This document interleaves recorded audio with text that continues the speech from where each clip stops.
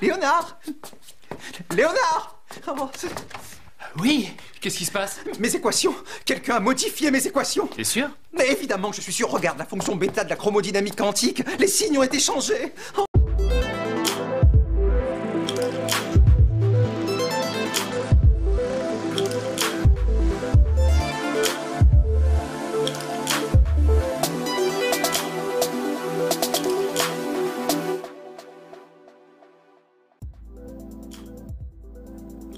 La chromodynamique.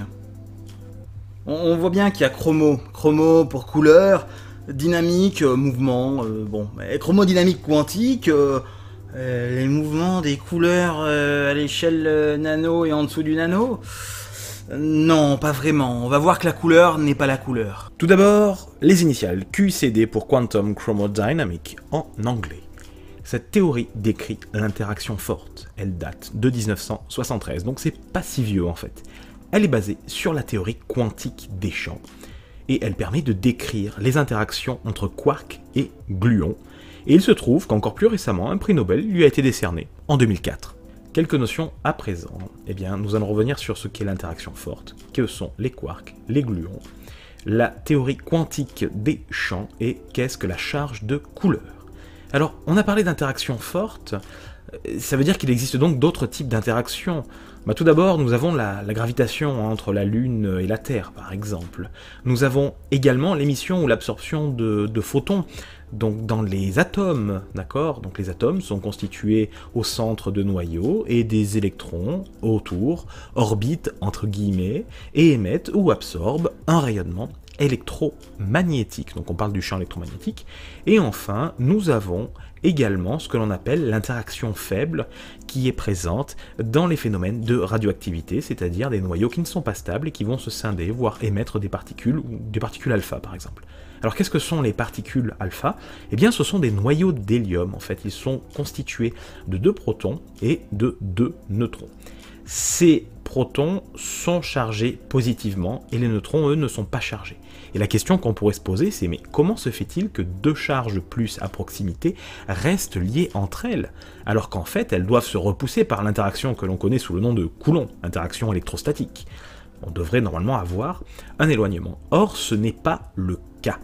En fait, toutes ces particules restent liées entre elles. Est-ce que c'est cela l'interaction forte qui lie les noyaux entre eux?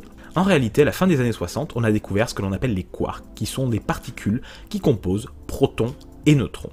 Un proton est par exemple composé de 2 particules appelées quark up et d'une particule appelée quark down, alors que les neutrons sont composés de 2 down et 1 up. Et en fait, l'interaction entre ces nucléons, protons et neutrons, n'est pas due directement à cette interaction forte, puisque l'interaction forte a lieu entre les quarks up et down, et c'est donc une espèce de conséquence. Donc maintenant, pourquoi on dit que c'est une théorie quantique des champs? Eh bien parce que c'est un champ quantique, et je ne peux pas vraiment décrire ce que c'est pour le moment dans cette vidéo. En tout cas, ce qui est sûr, c'est qu'il doit être compatible avec les théories relativistes au sens de la relativité restreinte, où je vais bientôt faire une vidéo d'ailleurs sur la relativité restreinte. Et mathématiquement, on utilise la théorie des perturbations. La démarche, quelle est-elle? Eh bien, toute la physique d'un objet est décrite dans un objet mathématique que l'on appelle le Hamiltonien. Le Hamiltonien est un outil qui existe depuis 1833, il a permis de réexprimer la mécanique classique de Newton de façon beaucoup plus élégante et plus simple à manier.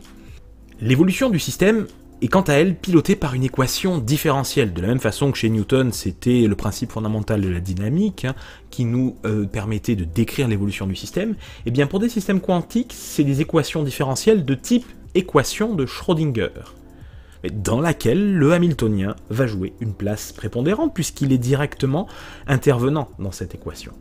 Donc le physicien, dans sa démarche, doit trouver le bon Hamiltonien et ensuite résoudre l'équation de type Schrödinger pour pouvoir remonter à l'état du système, et du coup le comprendre. Le hic, c'est que le nombre de degrés de liberté de certains systèmes est énorme, d'où la théorie des champs. La théorie des champs vise en fait à décrire un nombre arbitrairement grand de particules dans un système. On peut être amené à utiliser un traitement dit perturbatif. Donc c'est une sorte d'approximation de l'interaction. C'est un petit peu un passe-passe mathématique sur lequel beaucoup de choses en physique est basé en fait.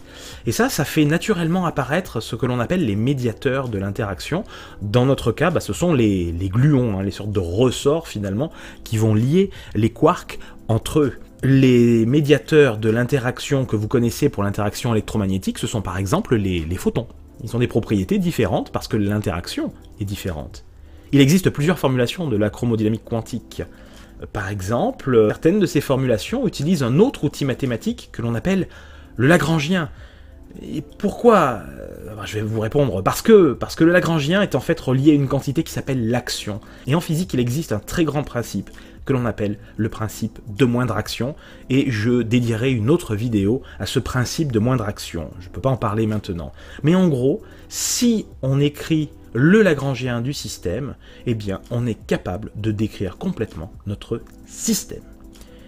L'origine de cette quantum chromodynamique, eh bien en fait, ça a débuté au milieu des années 1920, lorsque l'on a voulu quantifier le champ électromagnétique, qui avait lui-même été écrit par Maxwell en 1864, lorsqu'il avait unifié champs électriques et champs magnétiques. La première véritable théorie, par contre, date de 1927. C'est Dirac qui va décrire l'émission et l'absorption de photons dans les atomes. Cette théorie-là tiendra compte des effets relativistes. Et pour conclure, la couleur, on n'en a pas parlé de la couleur pour chromo, ça vient d'où?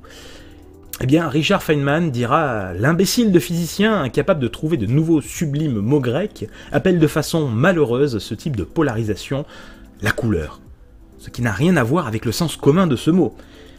En fait, sans passer par les mathématiques, c'est relativement difficile d'exprimer ce qu'est la couleur au sens de chromodynamique quantique, mais on peut juste dire que c'est un degré de liberté qui apparaît dans les équations, un peu comme le spin dans l'équation de Dirac. J'espère que je vous ai pas perdu sur ce petit épisode, c'était juste un petit aperçu, mais promis, on parlera de Lagrangien une fois, mais alors pas sur le speed BBT, on en parlera sur un « Ah ben ouais, dans le futur, c'est prévu, je sais pas quand, mais cette année c'est prévu, le Lagrangien, eh bien pour vous, ça n'aura plus aucun secret. » Ou presque, parce que c'est quand même moderne, mais compliqué.